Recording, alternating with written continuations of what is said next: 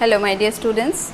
Today I have taken the first chapter real numbers from class 10 NCERT mathematics book. Okay.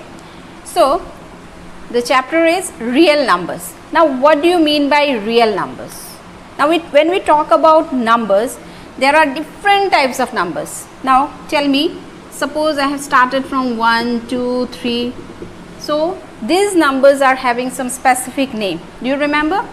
Yes, these are called natural numbers. So if I consider this to be natural number, suppose this is the set which is consisting of all the natural numbers. Then here see 0 is not included. If I have included 0 along with 1, 2, 3, all this, then this set of numbers is called whole number. So definitely the set of whole number will be a bigger one than that of the natural numbers. Now we are having 0, 1, 2, 3. Don't we have some other type of numbers also? Yeah, we are definitely having negative numbers also, isn't it? -1, -2, -3, like this. So along with these positive numbers and 0, if we include these negative numbers also, then these numbers are denoted by the set of integers. These are called integers. Integers are having both positive numbers as well as negative numbers along with the 0. Okay, so this is denoted by Z.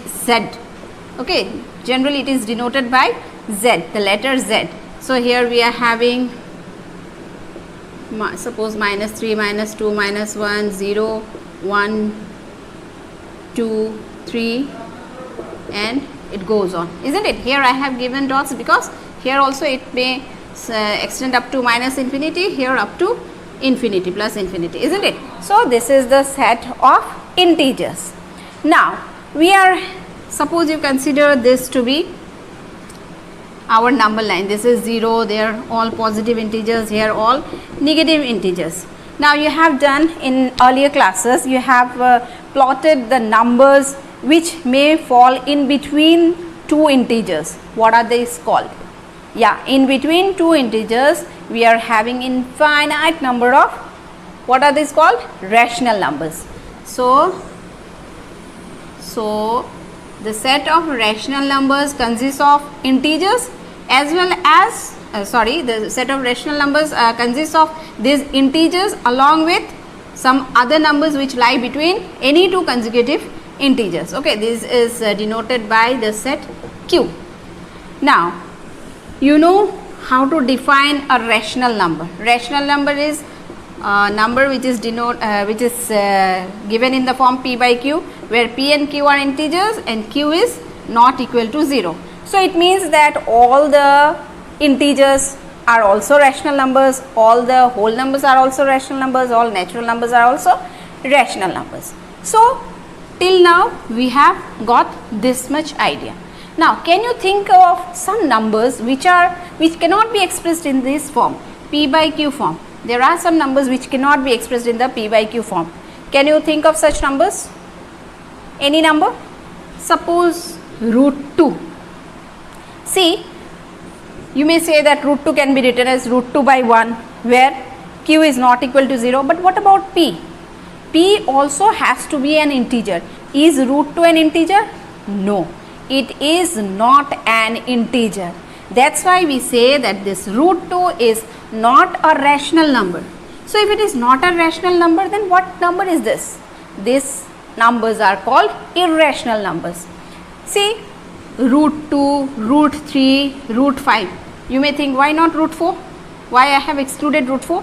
Because see, √4 is a perfect, see, it is the square root of √4 is 2, which is an integer, isn't it? That's why √4 cannot be considered to be a rational number. So those numbers whose square roots are not giving you some integer, they cannot be considered to be rational numbers. So these are rational numbers. In fact, pi, okay, pi is also an irrational number. So these are rational, and here we can consider another set which is irrational. irrational. We don't have the space here. Irrational. So these are rational numbers. So in the set of rational numbers, all these numbers are lying. So basically we are having two types of numbers, rational numbers and irrational numbers. These two numbers together can be considered to be real numbers. Means real numbers are those real numbers consist of rational as well as irrational numbers. So how to define a real number? Real number means, we can just say that a real number means a number which can be, a real number is a number which can be represented by a unique point on the number line. Now you may say that yes, rational number can be represented on the number line. What about irrational numbers? Can we represent irrational numbers also on the number line by a unique point? Yes, definitely we can. By a unique point we can represent an irrational number also. So that's why we say that a real number is nothing but a number which can be represented on the number line by a unique point. Okay? It's division lemma. Now what is Euclid's division lemma? Before that, first we have to understand the meaning of lemma. What does lemma means? Lemma means a proven statement that is being used to prove some or solve some other problems. It is a proven statement that doesn't need further proof. Okay, it is a proven statement. Division, all of you know, Euclid. Euclid was a great mathematician who has given this particular lemma. Okay, so that's why it is called Euclid's division lemma. Though this term, this particular thing, Euclid's division lemma, seem to be new to you, but whatever he has told in this lemma is being used by you from the very childhood. From your very childhood you are using this lemma. Okay, now directly I am not going into the lemma. Let me take some example. Okay, suppose 7 divided by 3. Okay, 7 divided by 3. So when we divide, 3 ones are 3, 3 twos are 6, 7 minus 6, 1. You know this division. Now here we know that these terms are having different names, and you all of you know this one. This is called dividend. Yes, this is dividend. What is this term called? Divisor. What is this called? This is called quotient. And what is this called? Remainder. Very simple thing, isn't it? Dividend, divisor, quotient and remainder. Now, can you recall some relation between these 4 things? You have used these things. One relation, dividend equal to, yeah, all of you can recall it, I am very much sure. Dividend is equal to divisor into quotient plus remainder. Yeah. So this thing is known to all of you. Okay. So let me write the divisor here, isn't it? So that we are not having any problem in this one. Dividend is equal to divisor into quotient plus remainder. Now here what they have told, what has been told, given positive integers a and b, we are having 2 positive integers, there exists unique integers q and r satisfying a is equal to bq plus r. In this case, what is our a? A is the number which is being divided. Okay, so a is our 7. Can we write? A is our 7, that is dividend is equal to divisor. What is our divisor? 3, b, and here into quotient plus r. So the same thing, isn't it? A is equal to bq plus r. The same thing has been told here. So when you are having two positive integers a and b, and a is being divided by b, then we get a relation a is equal to bq plus r, where a is, see, in simple words, a is the dividend, b is the divisor, q is the quotient, r is the remainder. Okay, this much is known to you. See how simple is this?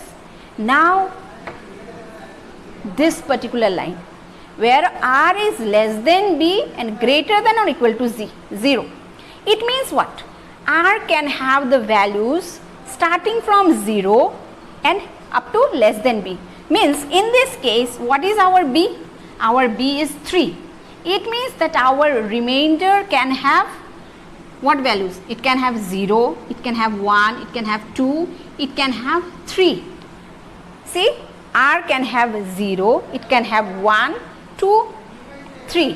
Why 3? No, 3 will not be there because 3 is already our b, so it can have only 3 values. Have you understood the meaning? It means that any number when divided by 3 gives you remainder, only these 3 remainders, 0, 1 and 2. Means any number, if I divide it with 3, I am going to get only 3 remainders, either 0, 1 or 2. You may ask, let us take some other example, ma'am. Let's see whether it is satisfying or not. Okay, you just tell me. Suppose 10. Okay, I have taken 10. I am dividing it with 3 only. So 3 ones are 3, 3 twos are 6, 3 threes are 9, 1. Suppose I am taking 11. 3 threes are 9, 3 fours are 12. Again 3 threes are 9. Here 2. Isn't it? Suppose I am taking 12, 3 fours are 12, here the remainder is 0. So 0, 1 and 2. Now you may say, why not 13? Let's take 13 again.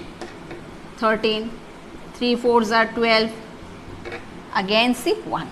So from this particular statement, what have you understood? Though it seemed to be confusing, but it's very easy thing.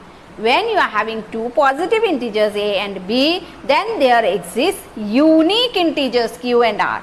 What is q? Q is our quotient, r is the remainder, satisfying a is equal to bq plus r, where r's value lie between b and between 0 along with 0. It can be 0 also. So in this case, since our b is 3, it can have values 0, 1, 2, not 3. Less than b, no? Less than b. Clear? So this is our Euclid's division lemma.